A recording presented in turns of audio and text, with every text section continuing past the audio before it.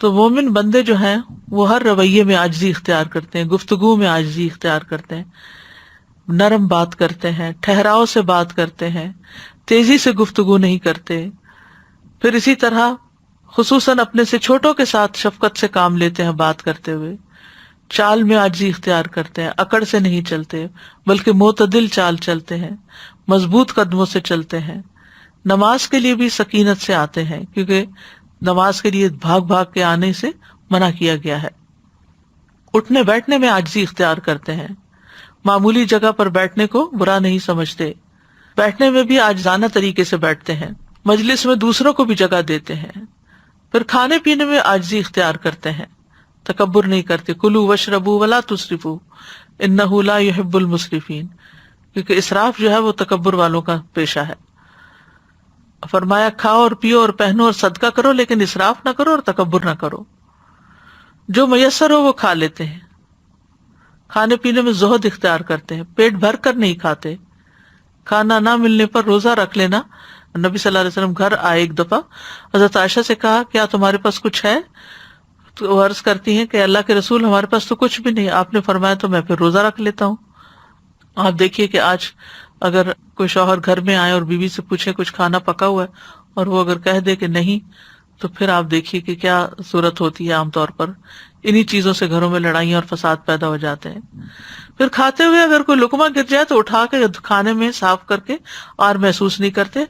کھانے میں عیب نہیں نکالتے، کھانے میں دوسروں کو بھی شامل کر لیتے ہیں، یتیم اور مسکین کو ساتھ بٹھا کر کھلا لیتے ہیں، معمولی کھانے کی دعوت کو بھی قبول کر لیتے ہیں، ٹیک لگا کے نہیں کھاتے، سونے چاندی کے برتنوں میں نہیں کھاتے. پھر لباس میں بھی عاجزی اور تواضع. انبیاء علیہم السلام کی بہت سادہ زندگی ہوتی تھی، کوئی برانڈڈ کلوتھس نہیں پہنتے تھے. پھر اسی طرح متکبرانہ لباس نہیں پہننا چاہیے، بہت قیمتی لباس سے بھی اجتناب کرنا چاہیے. تواضع کی نیت سے بہت اچھا لباس چھوڑ دینے کا بھی اجر ملتا ہے. پھر سواری میں تواضع. حقیر سمجھی جانے والی سواری پر سوار ہونے سے آر محسوس نہیں کرنا چاہیے. پھر اسی طرح گھر والوں کے ساتھ تواضع. سب سے اچھا اخلاق گھر والوں کو دکھانا چاہیے، محبت کا اظہار کرنا چاہیے، گھر کے کام کاج میں تعاون کرنا چاہیے، بیوی کی جائز فرمائشیں پوری کر دینی چاہیے، ان کے ساتھ دل لگی کرنی چاہیے.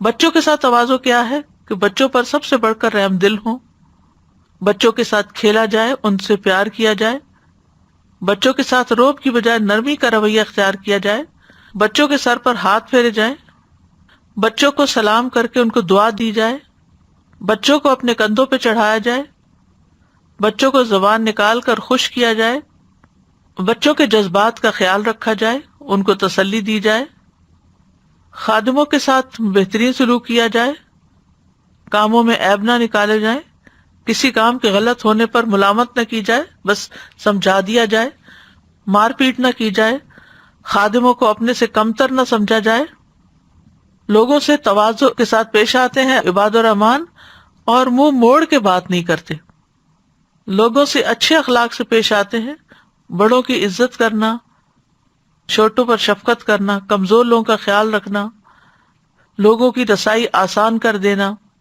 لوگوں کی ضروریات کا خیال رکھنا، لوگوں کی حاجات پوری کر دینا، لوگوں سے درگزر کرنا، کسی تکلیف پر ان کے ساتھ احسان کرنا، کوئی غلطی سے آگاہ کرے تو اس کو قبول کر لینا، یعنی غلطی سننے کی ہمت ہونی چاہیے انسان کے اندر.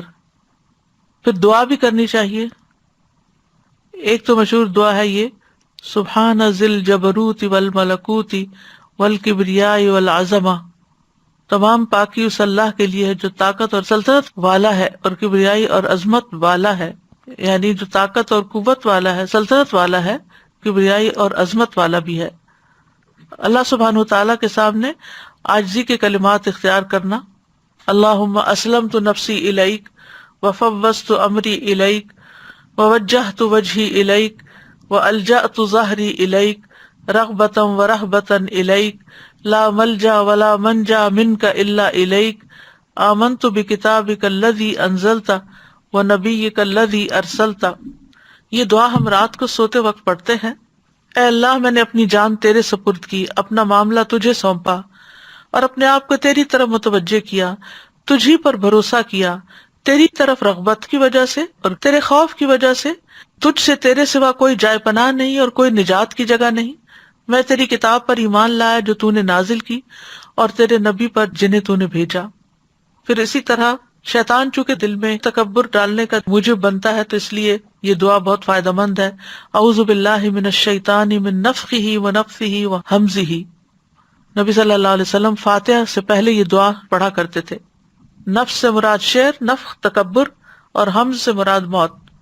پھر اپنی نظروں میں بڑا بننے سے پناہ مانگنا، انی اعوذ باللہ ان اکون فی نفسی عظیما وعند اللہ صغیرا۔ پھر معاشرے کے کمزور طبقہ کے لوگوں کے ساتھ کی دعا، اللہم احینی مسکینا وامیتنی مسکینا واحشرنی فی زمرۃ المساکین۔